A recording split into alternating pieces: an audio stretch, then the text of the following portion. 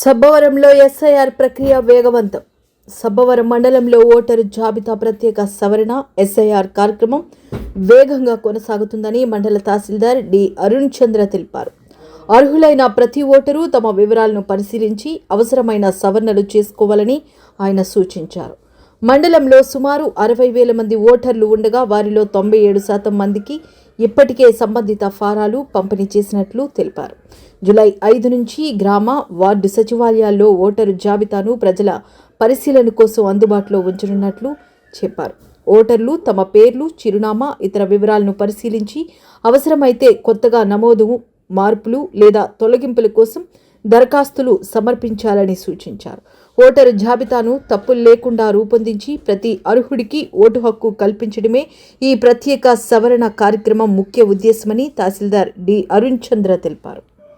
Government సంబంధించి SIR special intensive revision మనకి రాష్ట్ర ప్రభుత్వం ఇప్పుడు రాష్ట్రంతో జరుగుతుంది.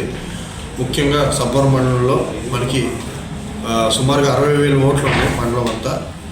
దాంట్లో మనం 97% డిస్ట్రిబ్యూషన్ అనేది ఎలక్షన్ మన ఫామ్స్, ఇన్ఫర్మేషన్ ఫామ్స్ ఏవైతే ఉన్నాయో 97% డిస్ట్రిబ్యూషన్ కంప్లీట్ చేయడం జరిగింది.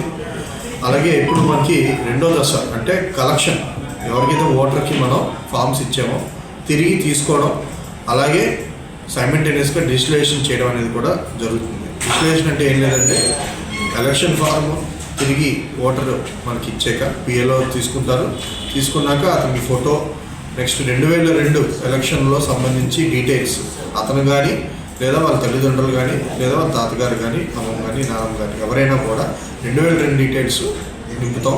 ప్రజెంట్ డీటెయిల్స్ నింపుతారు, సంతకం ఉంటుంది, అలాగే ఫోటో ఉంటుంది. ఇవన్నీ కూడా చేసి తిరిగి ఓటర్ మన బిఏలో తీసేసుకొని అది డిజిటలైజేషన్ చేస్తారు. బిఏలో యాప్లో అంటే అప్లోడ్ చేస్తారు. సో చేసిన వెంటనే మనకి ఈసీఐ వెబ్సైట్లో కూడా అది డెఫినెట్గా రిఫ్లెక్ట్ అయిపోతుంది. సో ఏవైతే ఫామ్స్ మనకి కలెక్ట్ చేయడం జరిగిందో అవన్నీ కూడా డిజిటలైజేషన్ జరుగుతుంది. కాబట్టి ఎటువంటి అంత ట్రాన్స్పరెంట్గా ఎక్కడా కూడా మనకి ఇది లేకుండా మనం పారదర్శకంగా చేస్తాం. సుమారుగా మనకి డిజిటలైజేషన్ కూడా మన తీసుకుంటే సుమారుగా 22% డిజిటలైజేషన్ కూడా చేయడం జరిగింది. ఫామ్స్ కూడా రోజుకి మనం ప్రతి బిఏలో ఎంత కాదన్నా 100 నుంచి 150 ఫామ్స్ తీసుకోవడం జరుగుతుంది. ప్రతి బిఏలో మనకి 68 పోలింగ్ స్టేషన్లు, 68 బిఏలో బూత్ లెవెల్ ఆఫీసర్స్ ఉంటారు. తీసుకోవడం, అప్పటికప్పుడు డిజిటలైజ్ చేయడం జరుగుతుంది.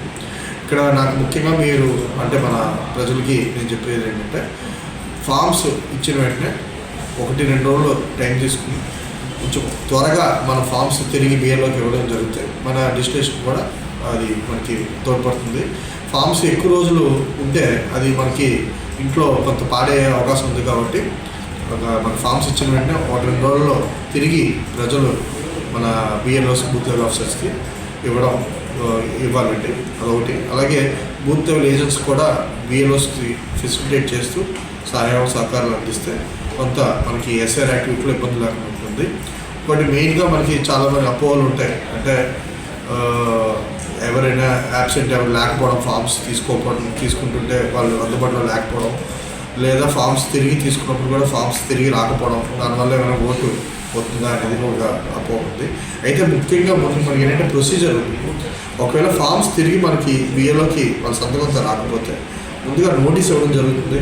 అలాగే పంచనామాలు కండక్ట్ చేస్తాం, ఒక ఎంక్వైరీ కండక్ట్ చేస్తాం, సమ్మరీ ఎంక్వైరీ. సచివాలయంలోనే నేనే వస్తాను, నోటీస్ ఇస్తాం, ఈ పలానా డేట్ వస్తాం, మీరు అందుబాటులో ఉంటామని చెప్పి అంటాం. అలాగే పొలిటికల్ పార్టీస్ నుంచి బూత్ లెవెల్ ఏజెంట్స్ కూడా అందరూ హాజరవుతారు. అప్పుడు కూడా మనకి వాళ్ళు అందుబాటులో లేకపోతే అప్పుడు మనం ప్రొసీజర్ ప్రకారం స్పీకింగ్ ఆర్డర్ నుంచి తొలగించడం జరుగుతుంది. కానీ ఇమీడియట్గా ఆటోమేటిక్గా తొలగించడం అనేది ఉండదండి. నోటీస్ ఇస్తాం, వాళ్ళకి ఆపర్చునిటీ ఇస్తాం, ప్రొసీజర్ ఫాలో అవుతాం, ఇప్పుడే వాటిని తొలగించడం జరుగుతుంది.